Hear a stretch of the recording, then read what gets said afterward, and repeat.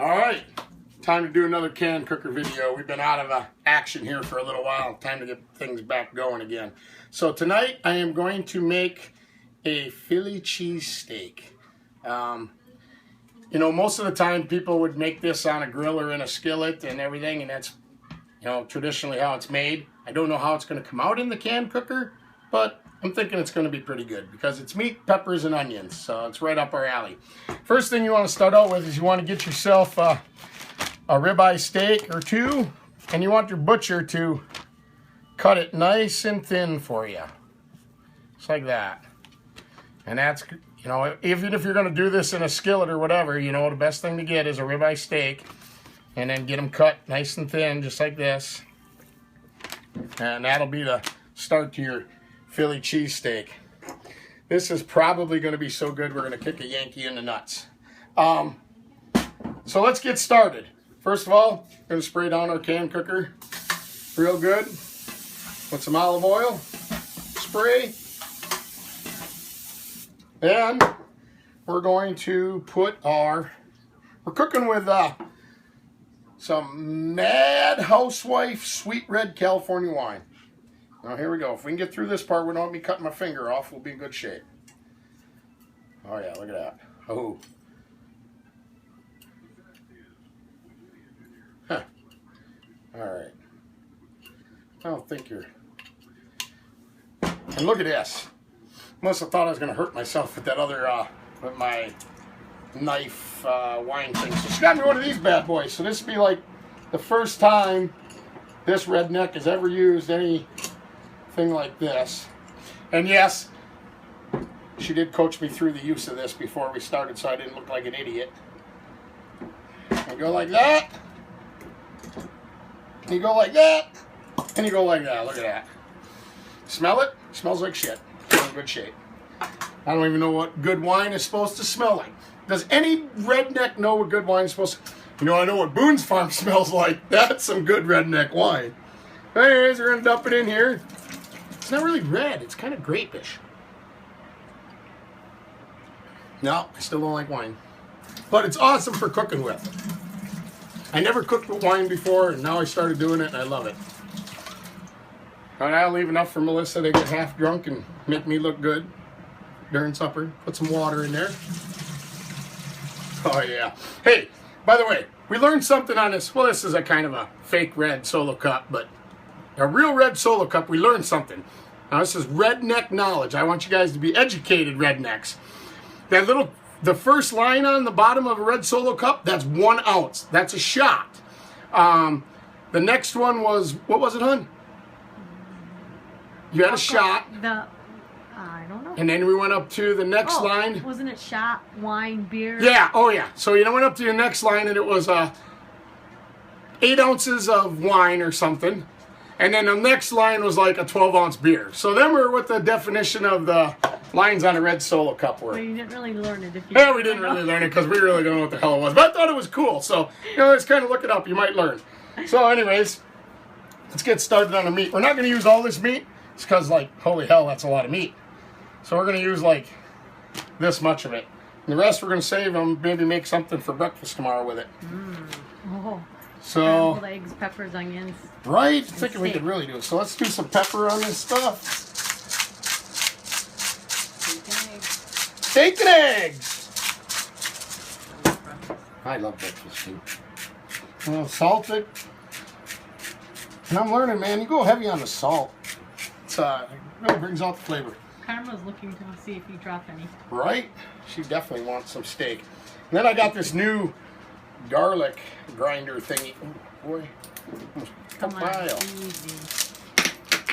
So we're going to try this. Oh, boy. This is just way too much stuff. What the shit? Does this thing even work? Do you have to take the cap off the... I don't know. No, it was all sealed. It says finer and coarser.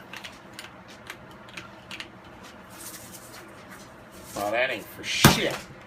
Too complicated. We'll go back to the shaker. The fail-safe. Just make sure you do the shaker part. Little garlic. All right. flip my meat over here. Do some more salt on it. More pepper. Look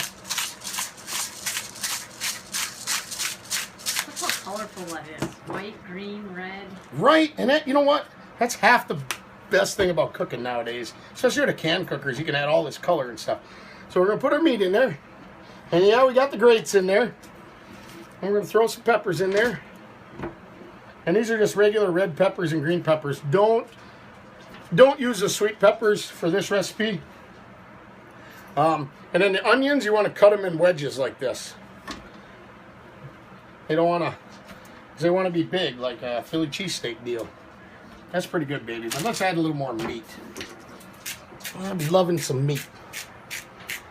I mean, what's the worst thing can happen?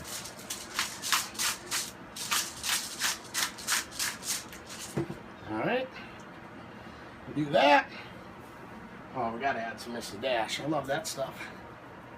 All right. Easy peasy, Japanesey. We get done. See if we kick a Yankee in the nuts.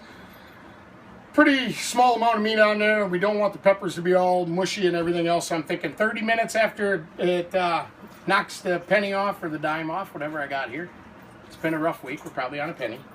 Ho! We got a penny on a dime. We're going to use a dime. So that's it.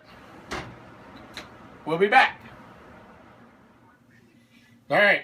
It's almost time for the dump. Before that, we're going to show you, you should, I guess if you're going to do one of these sandwiches, Philly cheesesteaks, you're supposed to use this fancy-ass bun. But since we're rednecks, we're using brat buns. And not only because we're redneck, because we have very limited supply of stuff. So we're going to use our brat buns. We got Colby Jack cheese. Also, Cheese Whiz is amazing on it if you put it in the microwave, just so you know. But, all right, here we go. Time to do the dump.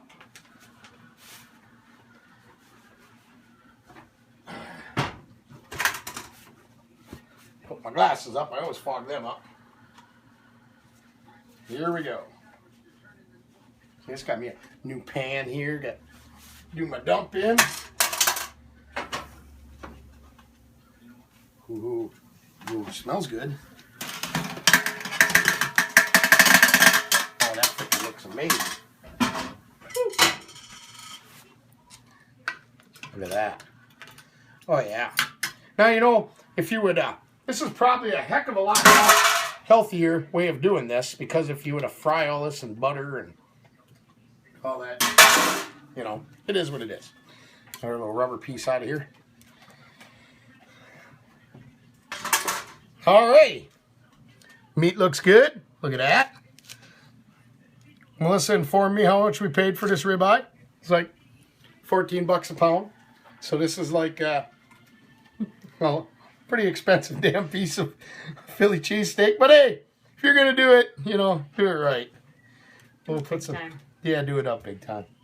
Put some onions on there.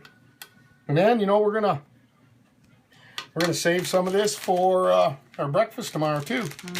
Oh wait, I gotta do the taste. Ha! Oh my God, that is kick a Yankee in the nuts good. Oh, that's like go back in and kick George Washington and Ben Franklin in the nuts. Put some cheese on top of there. Oh yeah. Here we go. Philly cheesesteak out of the can cooker. We'll be back in a little bit to give you what our redneck palate is telling us about our meal tonight. So we'll be back. All right. I've eaten half my sandwich. Let me tell you, this wine that we cooked it in, the ribeye steak, the peppers, it's just amazingly good. The wine gave it a little sweet tardiness.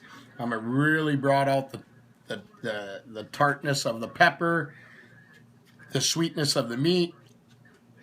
I don't know. It's freaking amazing. I've never been to Philly, so I don't know what a real Philly cheesesteak is supposed to taste like.